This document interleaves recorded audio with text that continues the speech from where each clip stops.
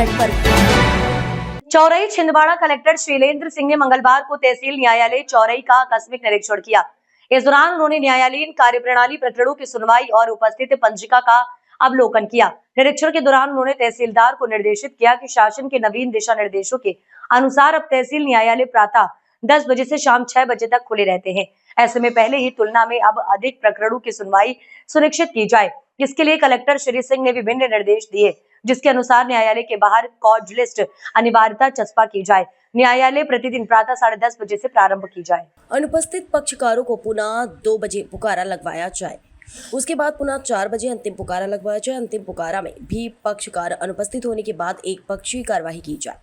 न्यायालयों में प्रतिदिन प्रकरण लगाने जाने की अधिकतम संख्या 100 प्रकरण प्रतिदिन तक पढ़ाई जाए। किसी भी न्यायालय में अपंजीकृत प्रकरण न हो, अधिक से अधिक प्रकरणों में निराकरण किया जाकर डिस्पोजल किया जाए।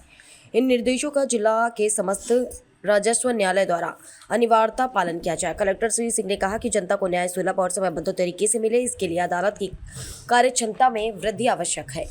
मध्य प्रदेश राज्य सहकारी विपणन संघ मर्यादित के भंडारण केंद्र चौरई का औचक निरीक्षण किया।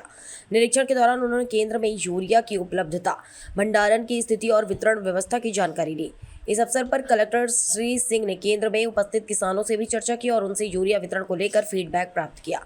किसानों ने वितरण में सुधार की बात कही, जिस पर कलेक्टर श्री सिंह ने आश्वासन किया कि जिले में निरंतर रैक प्राप्त हो रही है और किसानों की जरूरतों को प्राथमिकता के आधार पर पूरा किया जाएगा। निरीक्षण के दौरान साथ में उपस्थित कृषि वैज्ञानिक डॉक्टर राउत द्वारा किसानों को नैनो यूरिया के उपयोग के बारे में जानकारी दी गई।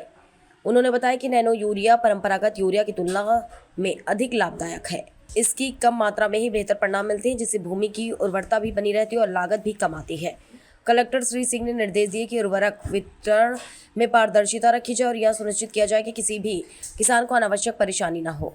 अधिकारीगण ने बताया कि केंद्र में वर्तमान में 53 मीट्रिक टन यूरिया उपलब्ध है और शीघ्र ही 225 मीट्रिक टन यूरिया प्राप्त होने वाली है। निरीक्षण के दौरान कलेक्टर श्री सिंह ने स्टॉक, पंजी वितरण, रजिस्टर, वाहनों की लोडिंग प्रक्रिया तथा परिसर की साफ सफाई का भी अवलोकन किया और आवश्यक निर्देश दिए। इस दौरान चौरई एसडीएम श्री प्रभात मिश्रा, उप संचालक कृषि श्री जितेंद्र कुमार सिंह सहित अन्य अधिकारी भी साथ में थे।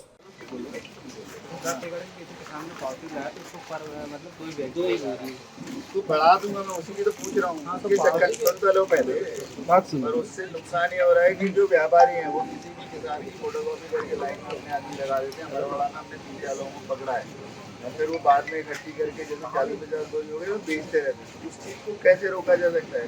एक्चुअल किसान को देने में कोई समस्या नहीं है, परंतु समस्या है ऐसे व्यापारियों को। उसको बताओ क्या तरीका है।